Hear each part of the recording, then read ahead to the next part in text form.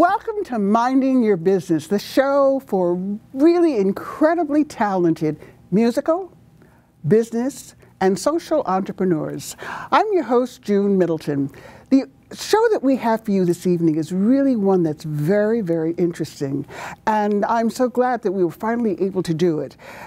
It's an outstanding organization that has received praise and awards for the incredible work that they do. They promote economic empowerment to low-income women, something that's really greatly needed. They have been recognized just recently, as a matter of fact, by the investment firm Charles Schwab in honor of Women's Monthly History Week.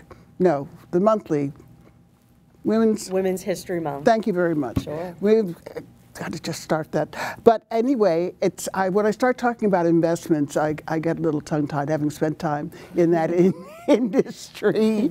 So I am pleased to have on the show Women's Mentoring Network. At this point, I'd like to introduce to you the people that bring all of this wonderful work to fruition.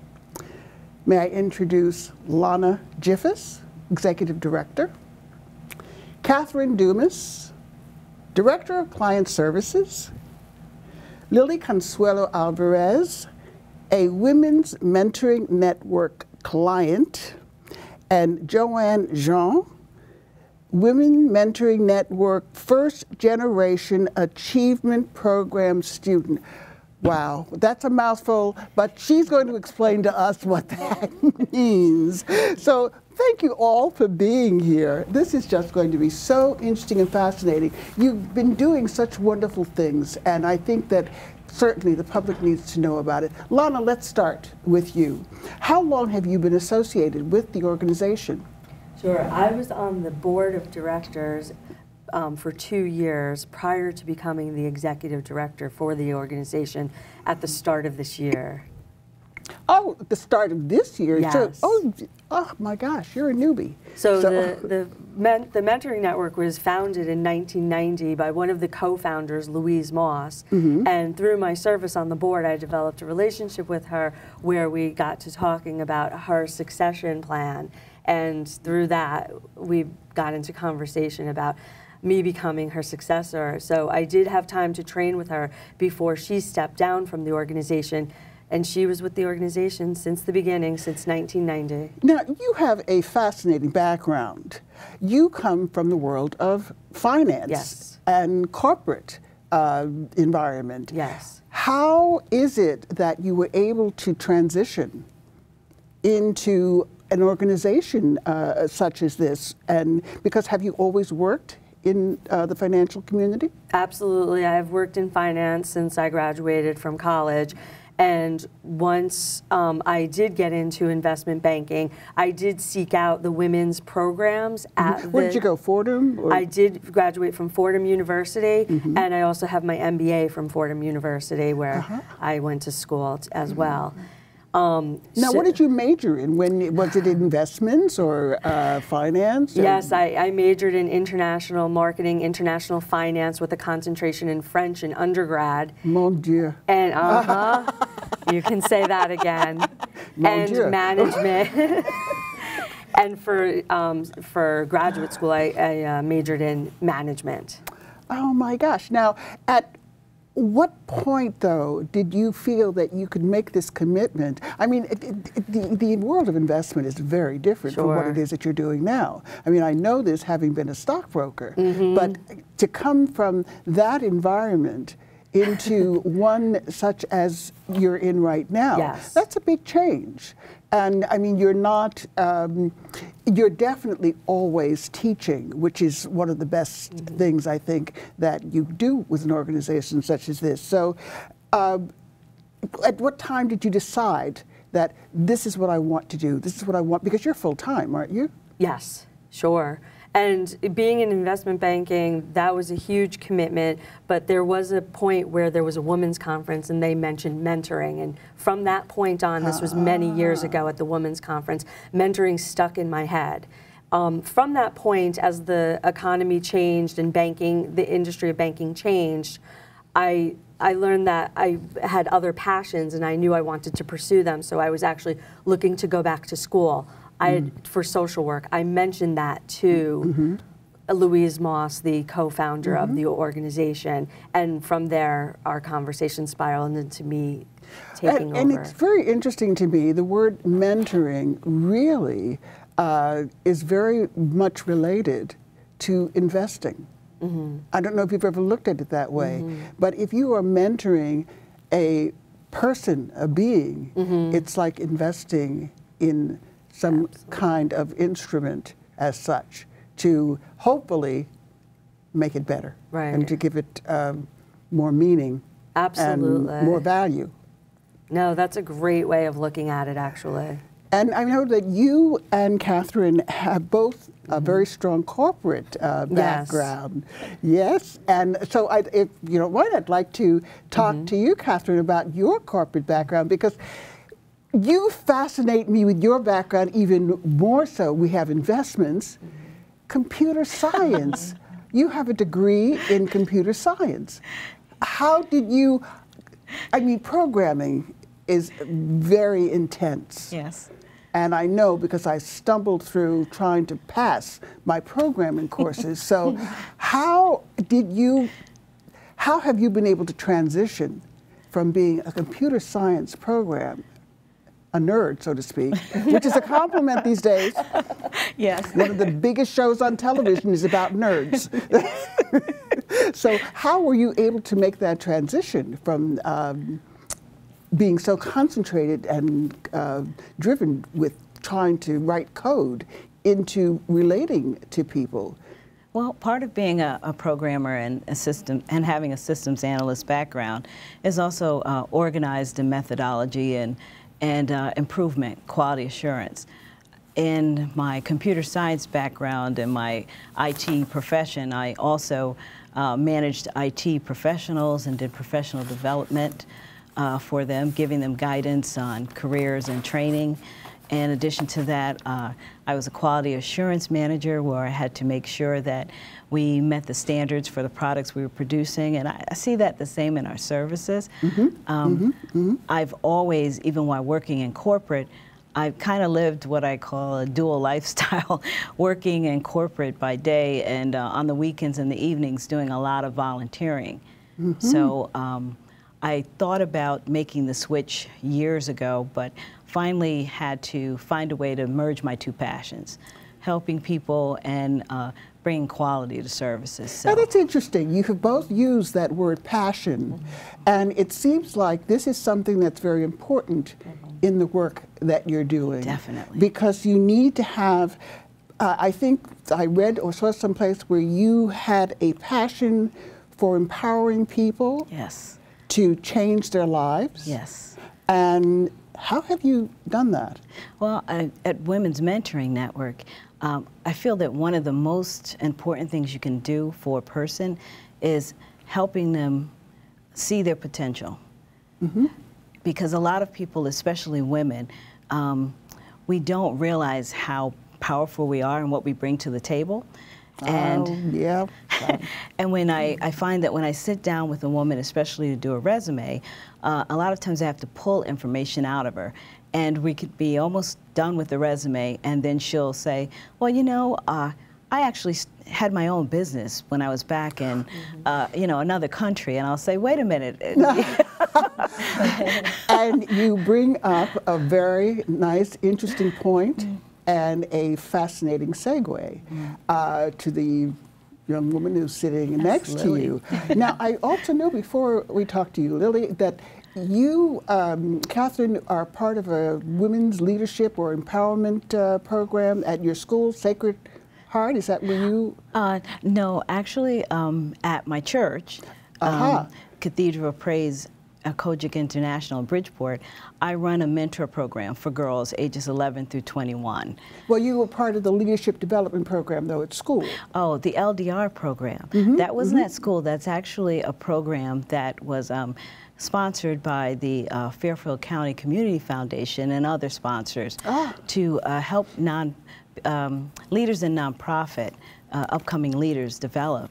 And it's a wonderful program that Megan Lowney runs. And from that, I've learned so much, especially with the transition, and been able to network and learn from other nonprofit professionals and folks that are future leaders in the field of social change. People like the young woman who's sitting right next to you. Yes, like Lily.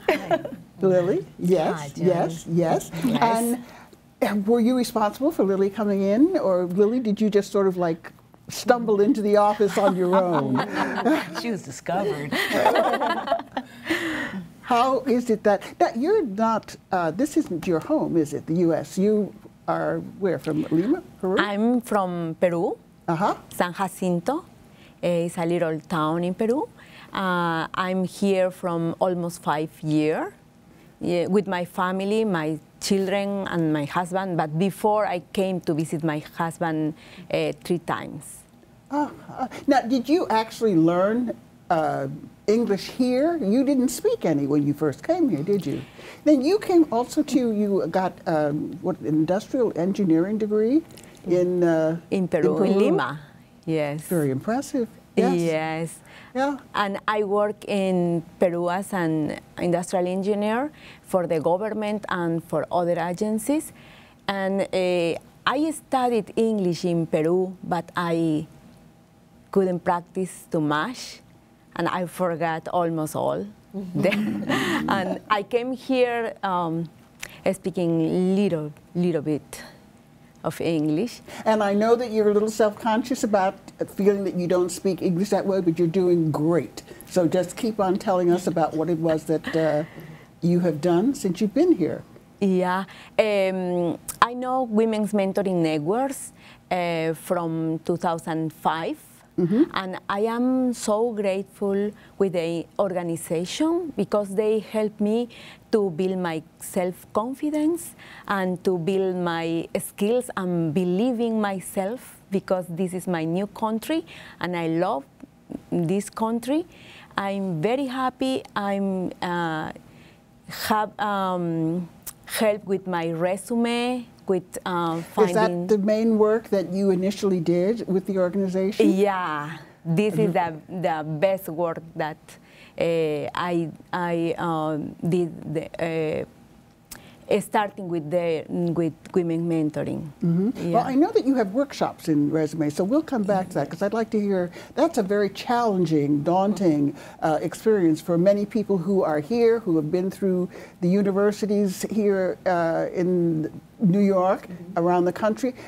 Writing a resume is a very big challenge for them because either they say too little, too much.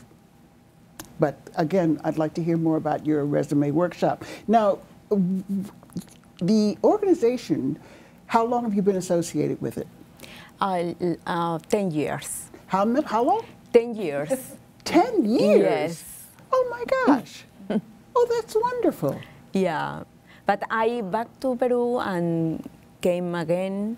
I'm here 5 years. Now, what has the organization done to change your life? I mean, if you've been with them for 10 years, obviously you are getting a lot out of your association with them. Yeah, I like very much the workshops about self-esteem, and I like the workshop about resumes and helping with resumes and interview skill for get better jobs. And I am working as a teller in a bank. That's great for me because it's wonderful. For someone who's not that comfortable speaking English, you're doing really great. And Thank so you, I'm going to June. go to the next person. Because I see once we get you started.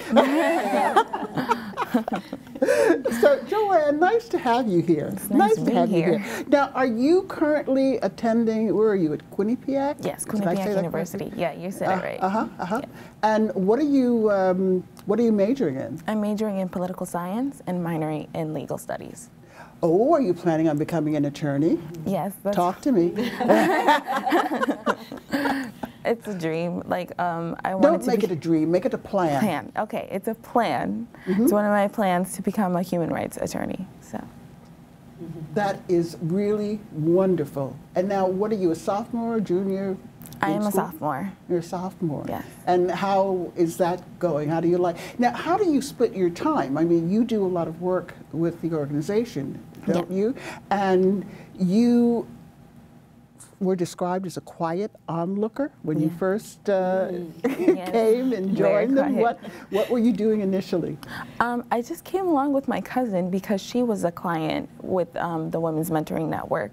And she took me along. It was the summer vacation. She was like, "You're not staying home anymore. Come with me." And so I went with her and I saw workshops going on. And I kept quiet, but that didn't work for a while. So I opened up and I just took in what was going on around me, and at times I would definitely speak up, and I learned a lot.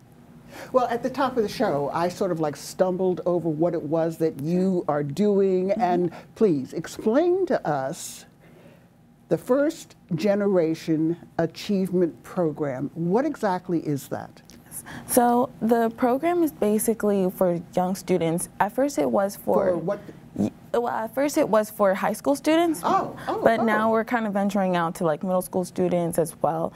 But it keeps you focused on like moving up to higher education, college, and also work during the summer. We're working on resumes, working on college essays, working on what do you want to be when you grow up, and just having a plan. So it's really great to have that kind of atmosphere where you're around people your age and people who are going through it, like a supportive environment, it sounds like. Definitely.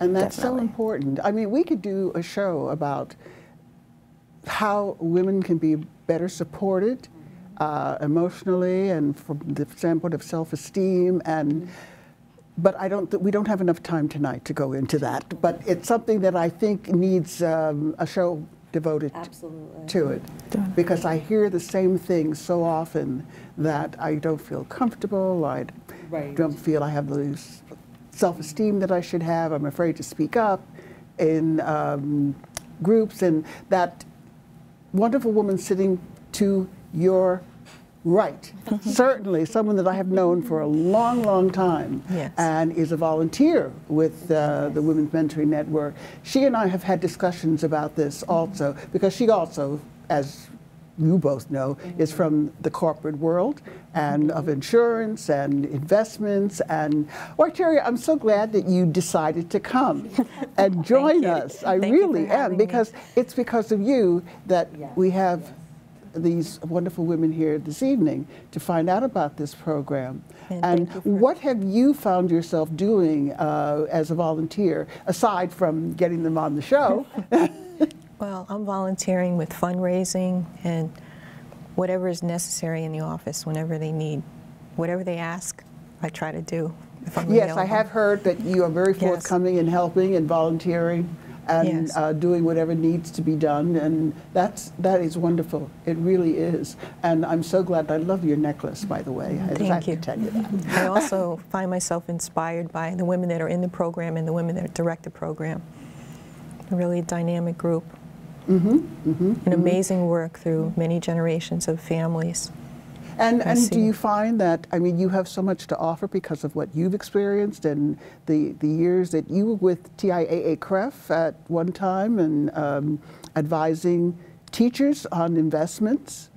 And I mean, you have such a rich background yourself. So I mean, the organization is really very, I think, fortunate to have volunteers like you to work with them. Do you find that you draw a lot from the world of finance and corporations and investments? Absolutely. And because, I mean, since there's three of you sitting right here who've come from that world, do you have any problem pulling people in to come and have conduct workshops? No, some of our largest funders are corporations, also foundations, community organizations. So we do find that we are the recipient of coat drives or people who want to come in and volunteer for our, for our workshops and do these interview skill workshops, resume writing workshops. We've had a bank come to talk about just how to open an account and what accounts are best for them. So the life skills workshops for the women's are truly, a holistic approach to the organization where we provide educational resources, employment resources, and personal resources. So it truly touches every part of their life. It sounds like it's a program for not just the individual, but for the entire family. Absolutely. Yeah. Now, you're with a bank, aren't you, Lily? Is that something that happened since you've been associated with the network? Yeah. They helped me to find the job. But also, I want to say they helped me with my family. I have a strong family, very happy family. I'm really, really happy with you have two young children. Or? Yeah, two children. In private school or? The little one is in a private school. She's doing well, very well, Waterside School. Gaining self-esteem. Yeah. And the old one is already accepted in 4 universities. I am so proud of him. He's a senior at high school, West Hill High School in Stanford. And equally, he should be proud of his mom. Thank you. He's in Thank our you. First Generation Achievement Program, where we've helped. We also have workshops for that program, and those students come in, and we help prep them for college interviews, college essays. What should they be doing from freshman year on to think about applying for colleges, and just helping with their self-esteem as well. Now, I mean, how long can someone be in the program? I mean, it sounds like that once you grab hold of them. Women come in. All of our clients come in on their own. They come in. Really? Yes. Are they referred or? We do get referrals, but everyone that comes to us is motivated to come. We don't get anyone that's required to come. And the women come in generally, usually the first point of contact is them coming in for resume assistance, but they come in and they're at one point in their lives and they say, I want this for my family and me, and I want to be in a different position and be able to better provide for my family. So we really work with the whole family and the different aspects of the family, and we find that the woman or the client may come in at one point and maybe she's transitioning from a blue-collar work to a career. And then she'll get a minor degree, and she'll come back later and say, I've gotten this, but I need more. So she comes back at a later time, and then her children grow up in the agency. What would you consider, at this point, your major achievements and your proudest moments in working with your clients? I mean, it sounds like you accomplished so much. Does anything bubble up to the top over something else? I mean, aside from the most important thing of empowering women to feel that they have a voice? That's a difficult one because it's so much. You find that everything from your life, whether it's corporate, whether it's your personal life, all of that comes into play. Nothing goes unused in a day-to-day work with helping a woman or her family. One of the things, I guess, for me was when I got to witness a mom and her son both entering college at the same time and supporting one another and that sounds familiar. encouraging My son, who's our director, used to go to school with me. He'd study in the library while I was in class. And just that encouragement, seeing the family come up together. It's a great experience. It really is. It really, really is. Because the offspring knows I'm not going to escape this. Definitely I have to go too. So, I mean, it's just really, that is a very nice environment to have for your clients.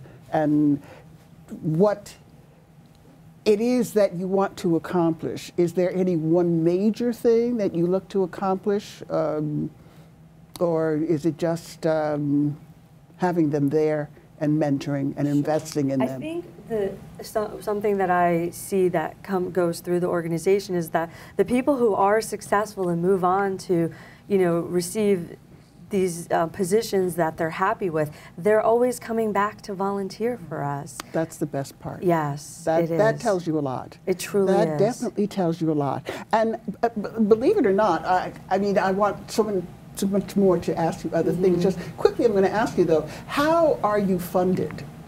Sure, we're funded by, there's no government funding, we're purely funded by corporations, foundations, community foundations, such as the United Way, and individuals. And you're a 501c3 organization where you can accept contributions. And give us your address. We are currently at 141 Franklin Street, Stamford, Connecticut, 06901. And your website is WMNINC.org? Yes. I got that right. Okay, this is wonderful. And I thank you so much for coming this evening. And I mean, believe it or not, I believe we are coming to the close of and running out of time. And for coming to telling us about this wonderful organization and bringing clients with you and volunteer. And Women's Mentoring Network, it's a name to remember. And you are located primarily in Stamford, Connecticut? Okay. Right. We serve the lower Fairfield area, and now that I'm on board, I'm truly looking to reorganize the organization to expand, our reach. And this is wonderful. Yes. This is wonderful, and I know that we have, this is a brochure of the work that you do, and I just really thank you again for being here, and also thank you to our director, Ed, who's also my son, that I used to take the class with me. Yes. And thank you to Julius Maximus in the control room, and who's done a wonderful job in helping us too. And of course, a very special thanks to Rich here at Manhattan Neighborhood Network for making this show possible.